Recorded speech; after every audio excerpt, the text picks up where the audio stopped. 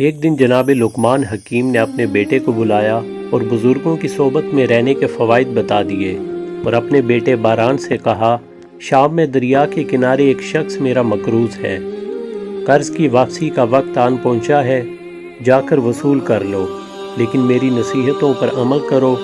راستے میں سب سے پہلے ایک درخت اور چشمہ آئے گا، اس درخت کے سائے میں نہ سونا، اور وہاں سے جا کر ایک گاؤں میں پہنچو گے، وہاں کا سردار اپنی بیٹی سے شادی کی تم کو پیشکش کرے گا اور بہت سا مال بھی ساتھ دے گا، لیکن قبول نہ کرنا۔ جب مقروض کے ہاں پہنچو گے، وہ تمہیں اپنے گھر دعوت کرے گا، لیکن رات کو اس کے گھر نہ سونا۔ ہاں اگر کوئی بزرگ مل جائے تو جو وہ کہے اس پر عمل کرنا، مخالفت نہ کرنا، یہ عین ثواب ہے۔ لقمان حکیم نے دعائے خیر کے ساتھ اپنے بیٹے باران کو رخصت کیا۔ راستے میں ایک بزرگ مل گیا، اس نے کہا، اے جوان، اگر محسوس نہ کرے تو میں بھی ساتھ ہو جاؤں۔ باران نے کہا، بہت بہتر۔ دونوں ہم سفر ہو گئے۔ دوپہر کے وقت اسی درخت اور چشمے پر پہنچے۔ بزرگ نے کہا، کچھ دیر اس درخت کے سائے میں آرام کر لیں۔ باران نے کہا، میرے باپ کی اجازت نہیں ہے۔ بزرگ نے کہا کہ تیرے باپ نے یہ نہیں کہا تھا کہ بزرگوں کی بات کو مان لو؟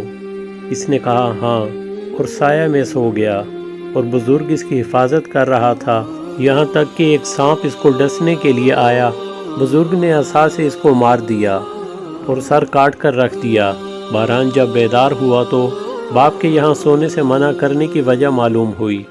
وہاں سے روانہ ہوئے اور گاؤں کے سردار کے گھر پہنچ گئے۔ سردار کی ایک خوبصورت لڑکی تھی، اس نے شادی اور بہت زیادہ مال کی پیشکش کی۔ باران نے انکار کیا۔ بزرگ نے شادی کا مشورہ دیا، نکاح ہو گیا۔ بزرگ نے کہا، ہم بستری سے پہلے سانپ کے سر کو جلا کر دھواں لڑکی کے جسم کے اندر پہنچا دو۔ باران نے ایسا ہی کیا تو لڑکی چیخ مار کر بے ہوش ہو گئی اور ایک مردہ کیڑا نکل گیا۔ بزرگ نے کہا، اس کیڑے کی وجہ سے جو اس سے شادی کرتا تھا ہلاک ہو جاتا تھا، اب کوئی خطرہ نہیں ہے۔ وہاں چند دن رہ کر مقروض کے شہر میں پہنچے۔ اس نے خوب مہمان نوازی کی اور رات کو اپنے گھر رہنے کا مشورہ دیا۔ مقروض کا گھر دریا کے کنارے پر تھا۔ اس نے وہاں مہمانوں کے لیے چارپائی لگا دی۔ اس آدمی کی عادت تھی رات کو اپنے قرض خواہ کو چارپائی سمیت دریا میں پھینک دیتا تھا، لیکن بزرگ نے باران کی مدد سے مقروض کے بیٹے کی چارپائی کو اٹھا کر باران کی جگہ اور باران کو اس کے بیٹے کی جگہ سلا دیا۔ اس آدمی نے آدھی رات کو اپنے ساتھیوں کی مدد سے چارپائی اٹھا کر دریا میں پھینک دی۔ صبح دیکھا کہ مقروض کی جگہ اپنے بیٹے کو دریا میں پھینک دیا تھا۔ گھر میں صف ماتم بچھ گئی اور باران اپنی رقم وصول کر کے سردار کے گھر آ گیا۔ وہاں سے اپنی بیوی اور بہت سا مال لے کر واپس اپنے باپ لقمان حکیم کے پاس آیا۔ باران نے اپنے باپ کی اطاعت اور بزرگوں کے مشورے پر عمل کرنے کے فوائد کو پا لیا۔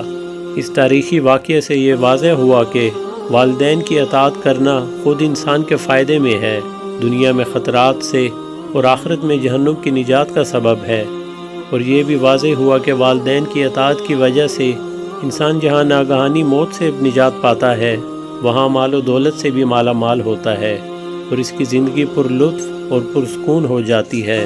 اور بزرگوں کی نصیحت اور مشوروں پر عمل کے فوائد بھی معلوم ہوئے۔ اگر انسان والدین کی اطاعت و نصیحت اور بزرگوں کے مشوروں پر عمل کرے تو کبھی بھی زندگی میں پریشان نہیں ہوگا اور نہ آخرت میں عذاب میں مبتلا ہوگا۔